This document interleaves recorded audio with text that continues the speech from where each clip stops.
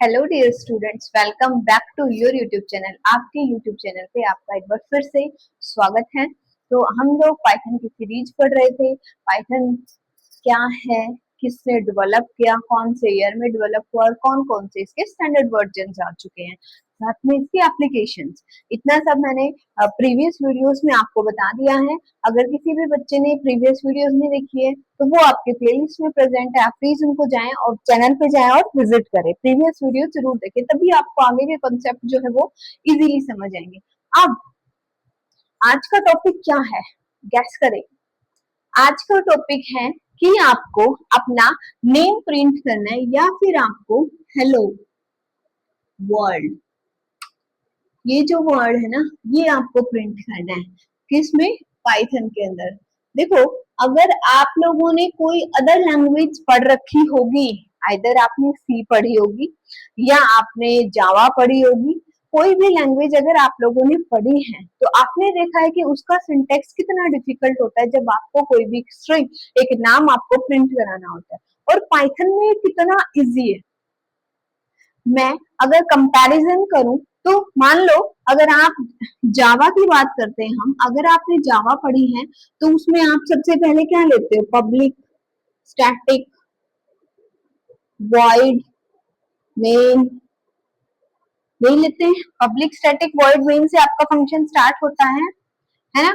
फिर आप क्या करते हो? पब्लिक स्टैटिक वॉइड मेन आ गया, उसके बाद में स्ट्रिंग को डिफाइन करते हो। स्ट्रिंग आर्ग्यूमेंट्स, सिमिलर टाइप्स के आर्ग्यूमेंट्स का कलेक्शन है, उसको डिफाइन करते हो। आप इस वॉइड मेन फंक्शन को स्टार्ट करते हो, इसके अंदर आपको जो स्ट्रिंग लिखनी होती है वो लिखते हो। अगर आप यही प्रोग्राम अगर सी में करते हो या सी प्लस प्लस में करते हो तो आप सबसे पहले हेडर फाइल्स लिखते हो, hash include stdio.h, console input output conio.h, conio.h, या आप कोई भी अदर हेडर फाइल्स यूज करते हो जिसकी हेल्प से आपको मतलब ये डिफाइन करना है। उसके बाद में आप क्या करते हैं, ये हेडर फाइल्स होने के बाद में वॉइड मेन फंक्शन को डिफाइन करते हैं।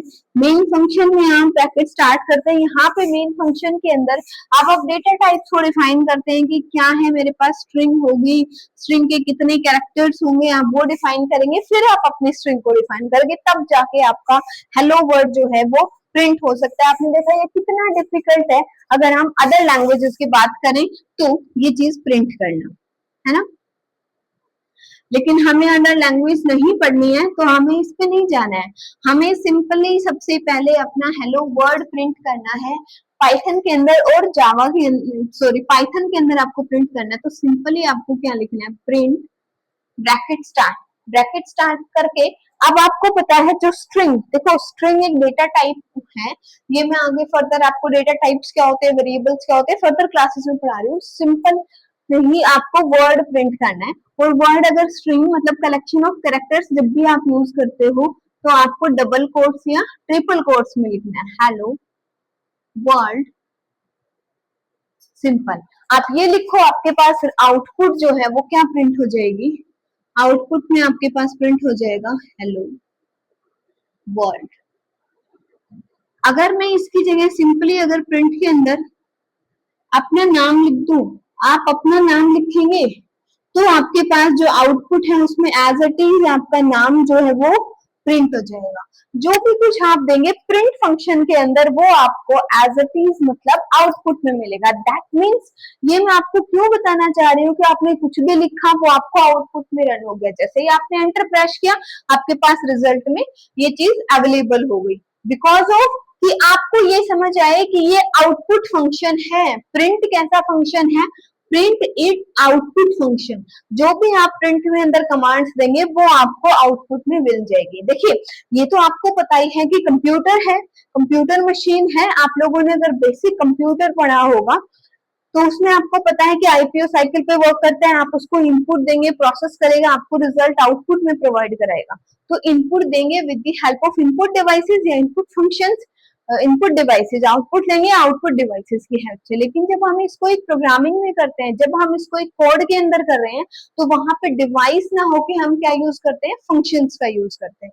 अगर आपने इनपुट दी है तो इनपुट फंक्शंस का यूज करोगे, अगर आपने आउटपुट लेनी यूज करनी है तो आप आउटपुट फंक्शंस का यूज करोगे जो इसको प्रोसीड्स कराता है। देखो अगर मान लो मैं एक स्टेटमेंट दे देती हूँ प्रिंट के अंदर ही, प्रिंट, और इसके अंदर मैं कुछ भी लिख देती हूँ जैसे टुडे इज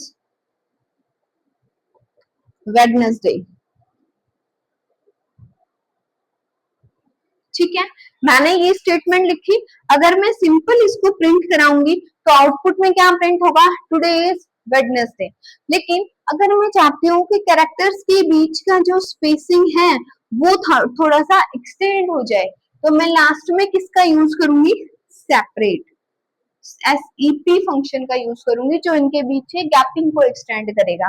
और अगर मैंने ये SEP फंक्शन यहाँ पे कोमा लगा के लिख दिया तो आपकी जो आउटपुट है उसमें थोड़ा सा जो लेटर्स के बीच में जो गैप है वो आपका ज्यादा हो जाएगा, ठीक है। इसी तरीके से अगर एंड फंक्शन यूज करूंगी तो दूसरी स्टेटमेंट को उसके एंड में ही प्रिंट कराएगा।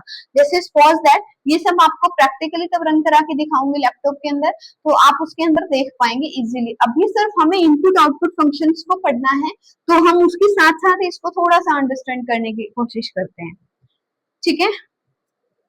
अब ये लिख दिया। दूसरा, मान लो मैंने सेपरेटर यूज नहीं किया, मैंने SEP फंक्शन यूज नहीं किया, मैं एंड फंक्शन का यूज करती हूँ। एक प्रिंट स्टेटमेंट ये दी, दूसरी प्रिंट स्टेटमेंट के अंदर इट्स वेरी सनी टुडे, कि आज बहुत ही सनी आपका जो है मौसम है, मैंने आप बताया। अब इसके बाद में मैंने चाहा कि ये वेडनेसडे इट्स वेरी सनी इस तरीके से प्रिंट हो जाए तो इसके लास्ट में मैं किसका यूज करूंगी, एंड ऑपरेटर का यूज करूंगी। एंड ऑपरेटर क्या बताएगा कि ये इसके लास्ट में आएगा और उसके बाद में डबल कोट्स क्लोज, ठीक है। ये आपका कंप्लीट हो गया। अब इसकी अगर मैं आउटपुट आपको दिखाना चाहूँ तो इसकी आउटपुट क्या आएगी, today is Wednesday it's very Sunny. ये आपके पास आउटपुट में रिजल्ट प्रिंट होगा, यानी कि इसके लास्ट में वो चीज आ गया। आपको कुछ ज्यादा सोचना ही नहीं है, आपको इंग्लिश आती है मतलब आपको पाइथन आती है, आपको ज्यादा उस पर वर्क करना ही नहीं है। इंग्लिश लाइक लैंग्वेज है, आप एक प्रोग्रामर्स की तरह, एक मैथमेटिशियंस की तरह सोचिए और आप इजीली इस पे काम कर पा रहे हैं। आई थिंक आपको प्रिंट फंक्शंस का जो वर्क है वो क्लियरली समझ आया होगा। और प्रिंट फंक्शंस के साथ में हमने सेपरेटर्स एंड ऑपरेटर्स यूज करे, ये भी आपको क्लियर समझ आ गए होंगे। अब देखिए, अब मैं बात कर लेती हूँ नेक्स्ट जो है वो वेरिएबल्स की बात कर लेती हूँ। सॉरी, अभी हम पहले इनपुट की बात कर रहे हैं तो एक बार इनपुट को ही कंप्लीट करते हैं। बेसिक अगर आपको इनपुट के बारे में पता होना चाहिए तो आपको आउटपुट का पता चल गया कि प्रिंट के अंदर जो लिखोगे वो रिजल्ट में आ जाएगा, मीन्स ये क्या है, आउटपुट फंक्शन है। लेकिन अगर मुझे बेसिक इनपुट फंक्शंस की बात होनी चाहिए, जैसे सपोज दैट आपसे ये कहा जाए कि आपको दो वैल्यू का सम कैलकुलेट करना है with the help of Python. Simply आप क्या करोगे, अगर आपको सम कैलकुलेट करना है, ये चीज आप मैथ्स के फॉर्म में लिख रहे हो तो आप क्या करोगे, a is equals to 10, b is equals to 20 और c is equal to a plus b, इसी तरीके से प्रिंट कराओगे ना। मतलब यही चीज अगर आप ऐसे जनरली करते हैं, आप सिंपल कैलकुलेशंस तो यही होंगे, print a plus sorry print C लिख देंगे। यहाँ पे a प्लस बी भी लिख सकते हैं लेकिन आप यहाँ पे c लिखिए क्योंकि हमने c फंक्शंस को डिफाइन किया। मैंने सिंपल ये 4 लाइनें लिखी और आपके दो वैल्यू का जो एडिशन है वो सक्सेसफुल हो गया। मतलब अब आपके पास जो आउटपुट आएगी वो a और b को ऐड करके क्या आउटपुट देगी, c इक्वल्स टू 30। अब आप चाहते हो कि मुझे तो सम कैलकुलेट करना है, मैं c क्यों लिखूं यहाँ पे, मैं तो और सिंपल इसको बनाना चाहूंगा, मैंने यहाँ पे सम लिखा। तो कोई बात नहीं, आप इसको सम ही रहने दें। आप प्रिंट के अंदर भी सम की वैल्यू पास कराएंगे तो आपके पास सम इज इक्वल्स टू 30 ही प्रिंट होगा।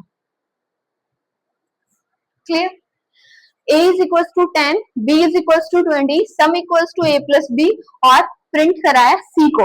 अब देखिए, आप लोग अगर मैथ्स के हैं, सिंपल आपको प्रोग्रामिंग लैंग्वेज का p भी नहीं आता, मतलब आपको कोडिंग नहीं आती, आप एक कॉलेज गोइंग स्टूडेंट है, स्कूल के बच्चे, आपको पता नहीं है कि क्या ये इस तरीके से क्यों लिखना है भाई।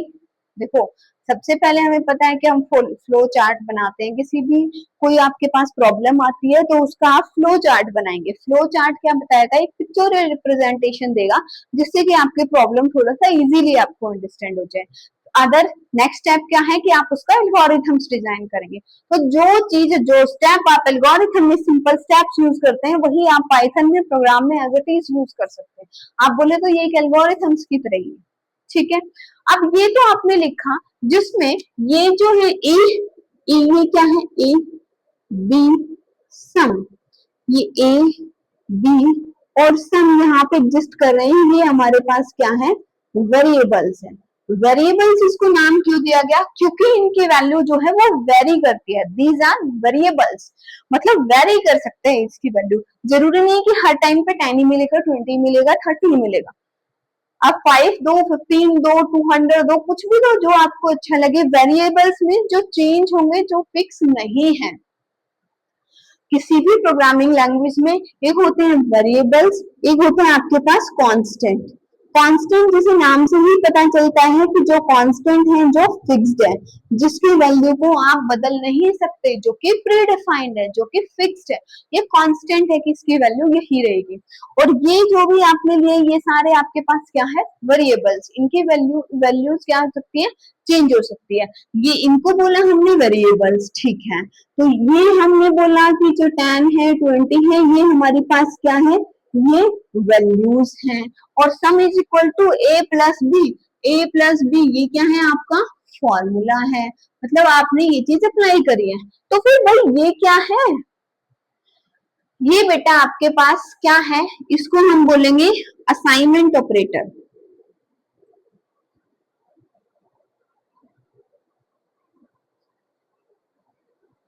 यू कांट से, आप इसको इक्वल टू नहीं बोल सकते। ये आपके पास यहाँ पे क्या है, असाइनमेंट ऑपरेटर। असाइनमेंट नाम से पता चल रहा है, आप लोग कॉलेज में, स्कूल में असाइनमेंट्स बनाते हैं ना, टीचर्स को आप सबमिट करते हैं, मतलब आप उस वैल्यू को असाइन कर रहे हैं। Same thing is here. यहाँ पे असाइनमेंट ऑपरेटर का मीन्स क्या है, जो एक बार अगर आपने इक्वल टू का सिंबल लगाया, इसका मतलब है कि ये आपके पास क्या है, असाइनमेंट ऑपरेटर है, जो आपको वैल्यू असाइन कर रहा है, दे रहा है। इसका मीनिंग ये है कि जो इसके, अब ये आपका ऑपरेटर है, लेफ्ट साइड में आपका वेरिएबल प्रेजेंट है ऑपरेटर के, और राइट साइड में आपकी वैल्यू। तो ये असाइनमेंट ऑपरेटर की जो लेफ्ट साइड में प्रेजेंट होता है, उसको जो राइट साइड की वैल्यू होती है, वो क्या करता है, असाइन करता है।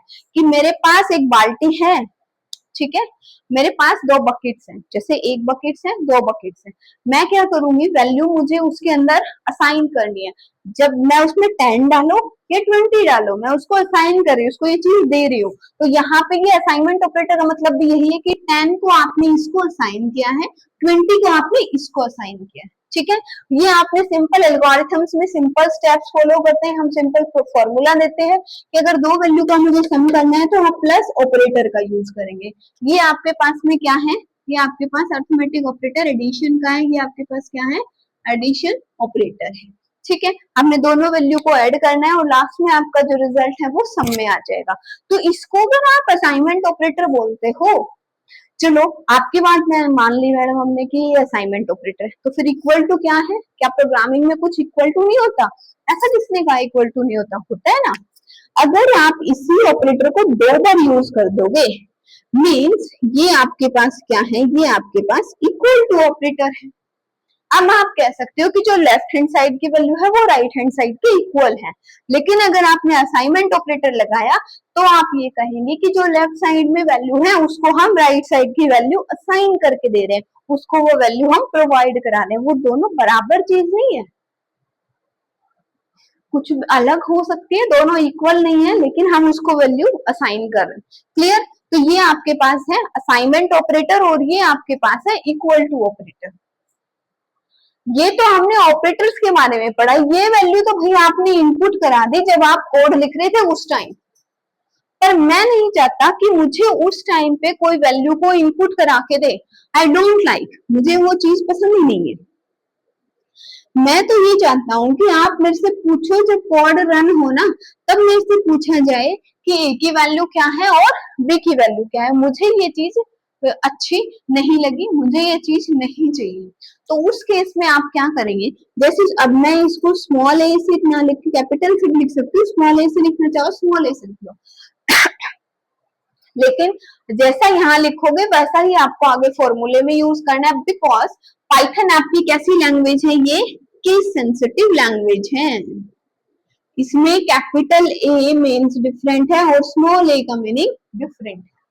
तो आप कभी भी ऐसा नहीं कर सकते कि आपने डिफाइन स्मॉल क्या है और यूज आप कैपिटल कर रहे हो, दोनों ही आपको सेम करना पड़ेगा। अगर अब आपको ये वैल्यू इनपुट में चाहिए, भाई मुझे तो ये रिजल्ट में चाहिए, तो आप क्या करोगे, इक्वल इनपुट डबल कोट्स में enter A double quotes close, B equals to input double quotes में enter B, C equals to, अब सी या सम के अंदर तो आप चेंज ही नहीं कर सकते ना, सम इक्वल्स टू वो तो ऑटोमेटिकली करेगा, ये तो वैल्यू आपको असाइन करोगे, और प्रिंट भी आप किसको कराओगे, सम को प्रिंट कराओगे। लेकिन इन दोनों कोड में डिफरेंस क्या है, एक आपके पास ऊपर वाला है, एक आपके पास ये वाला कोड प्रेजेंट है, दोनों में डिफरेंस क्या है, इसमें तो आपने दे दी वैल्यू 10 और 20, तो इस सम में 30 ही आएगा, इसकी जो आउटपुट है वो आपके पास हर टाइम जब भी रन कराओगे 30 आएगी, लेकिन इसकी जो आउटपुट है वो आप एक फिक्स डिजिट नहीं बता सकते, वो आपकी वेरी करेगी, क्योंकि आपने यहाँ पे किसका यूज किया है, इनपुट फंक्शन का यूज किया है। अब ये जो इनपुट फंक्शन है ना, ये बेसिक आपके यूजर से इनपुट लेने के लिए है, मतलब जैसे ये रन होगा आप इसको एंटर प्रेस करोगे, रन कराओगे, तो आपके आपके पास क्या लिखा आएगा, आउटपुट में एंटर ए। अब ये आपकी चॉइस है, आप यहाँ पे 20 लिखेंगे, आप यहाँ पे 30 लिखेंगे, आप यहाँ पे 5 लिखेंगे, अब जो भी वैल्यू डाल दोगे उसके बाद आपके पास आएगा एंटर बी। अगर आपने यहाँ पे कॉलन लगाया है तो यहाँ पे भी कॉलन आएगा, नहीं लगाओगे तो नहीं आएगा। एंटर बी अगर आपने लिखा यहाँ पे 30, देन आपको ये ऑटोमेटिकली सम की वैल्यू प्रिंट कराएगा कि वो आपके पास क्या है, 50 है। अगर आप 20 30 की जगह 2 और 3 लिखेंगे तो ये 5 प्रिंट करेगा, आप 10 और 20 लिखेंगे तो ये 30 प्रिंट करेगा, मतलब ये यूजर पे डिपेंड है, आपने इनपुट फंक्शन को यूज किया है। यहाँ पे आपको कुछ समझ आए यहाँ से कि इनपुट फंक्शन का काम क्या है। इनपुट फंक्शन का काम ये है कि अब आप यूजर से इनपुट ले रहे हैं, जो इनपुट डिवाइसेस का काम है ना। अब आप लोगों को मान लो भाई आपको तो सर्च करना आता है, आपके पेरेंट्स को भी आता है, लेकिन आपके ग्रैंड पेरेंट्स हैं, उनके पास, सबके पास आजकल स्मार्टफोन्स है, भाई मेरे ग्रैंड पेरेंट्स के पास है तो ऑब्वियसली आपके ग्रैंड पेरेंट्स के पास भी होगा। आपने उनको फोन दे रखा है, वो फोन में कोई चीज सर्च कर रहे हैं, उनको वो चीज हो सकता है मे बी उनको स्पेलिंग याद ना हो, उनको लिखना ना आए, तो वो क्या करते हैं, माइक्रोफोन को टैप करते हैं और उसमें उनको जो भी सर्च करना है, आज का मौसम बताएं, कल बारिश होगी या नहीं होगी, इस चीज को कैसे बनाएं, कुछ भी वो उसको बोल बोल के सुनते है ना, सबके घर में सुनते हैं। तो वो चीज क्या है, यूजर इनपुट दे रहा है, हम इनपुट दे रहे हैं किसकी हेल्प से, माइक्रोफोन की हेल्प से इनपुट दे रहे हैं, और वो उसको यूजर को दे रहा है, तब यूजर उसको अंडरस्टैंड करके और आपको रिजल्ट में, अब वो ऐसा थोड़ी ना है कि सिर्फ आपने लिखा कि आज का मौसम बताएं तो वो आपको कहेगा आज का मौसम बताएं, वो आपको ये लाइन बोल के कि आप ये सर्च कर रहे हो, उसके बाद उसके रिलेटेड सर्च देगा कि आज का मौसम ये है, आज बारिश होगी नहीं होगी, रिलेटेड जो भी कंटेंट आपने सर्च किया। ऐसे ही मतलब आप कुछ दोगे तभी तो आप रिजल्ट लोगे ना, मशीन को ऐसे तो दे नहीं सकते, ले भाई ऐड कर दियो, ऐसे तो नहीं करेगी वो, ऐसे तो कैच नहीं करेगी, हमें कुछ ना कुछ फंक्शंस यूज करने पड़ेंगे क्योंकि हम कोडिंग यूज कर रहे हैं। तो कोडिंग में अब हमें वैल्यू भी बदलनी है, तो हम किसका यूज करेंगे, इनपुट फंक्शन का यूज करेंगे टू एंटर। आपको डेटा उसके अंदर इनपुट कराना है, इनपुट वैल्यूज करानी है, इसलिए आपने इनपुट फंक्शंस का यूज किया, एंटर ए और एंटर बी। लास्ट में आपका सम जो है वो प्रिंट हो गया। तो आज की क्लास में आप लोगों ने क्या सीखा कि किस अपना नाम, अपनी क्लास, अपनी एज या हेलो वर्ल्ड या इंडिया टुडे कुछ भी चीज आपको डिस्प्ले करानी है, सिंपल देखनी है, प्रिंट करानी है, तो आप कैसे कराएंगे? प्रिंट फंक्शन का यूज करेंगे, डबल कोट से ट्रिपल कोट में वैल्यू को लिखेंगे, हो जाएगी प्रिंट। दूसरी चीज आपने ये सीखी कि अगर आपको वैल्यू देनी है, वैल्यू असाइन करनी है, तो आप एक बार इक्वल टू लगाएंगे। अगर आपको वैल्यू जो है वो इक्वल टू दिखानी है कि ये, अगर सपोज आपको दिखाना है कि a इक्वल्स टू बी है, मैथ में तो आप ऐसे दिखा सकते हैं, लेकिन अगर कोडिंग में दिखाना है तो आप ऐसे दिखाएंगे कि अब वो मानेगा कि जो a के पास है ना वही b के पास में है। मतलब अगर यहाँ पे 5 स्टोर है तो यहाँ पे भी 5 स्टोर है, बिकॉज आपने क्या लगाया? इक्वल टू ऑपरेटर लगाया। दो बार इक्वल टू का निशान लगाया मीन्स ये क्या है? इक्वल टू ऑपरेटर है। अगर आपने एक बार इक्वल टू का निशान लगाया मतलब ये क्या है? Assignment operator. ठीक है। और हमने देखा कि इनपुट फंक्शन का क्या यूज है। इनपुट फंक्शन का यूज हमें पता है यूजर से इनपुट्स को देने के लिए, कि यूजर की मर्जी है भाई वो उस किस टाइम पे किस वैल्यू का सम कराएगा। अब आप कहते हो कि 10 20, वो हर बार 10 20 का सम क्यों कराएगा? वो मर्जी है 1 5 को ऐड करे, 3 7 को ऐड करे, 20 50 को ऐड करे, एज सच योर चॉइस। आपको अगर वीडियो अच्छी लगी हो तो प्लीज चैनल को लाइक करें, सब्सक्राइब करें। अगर आपको कोई भी डाउट है तो उसके लिए आप कमेंट सेक्शन में मुझे जरूर बताएं। Thank you so much.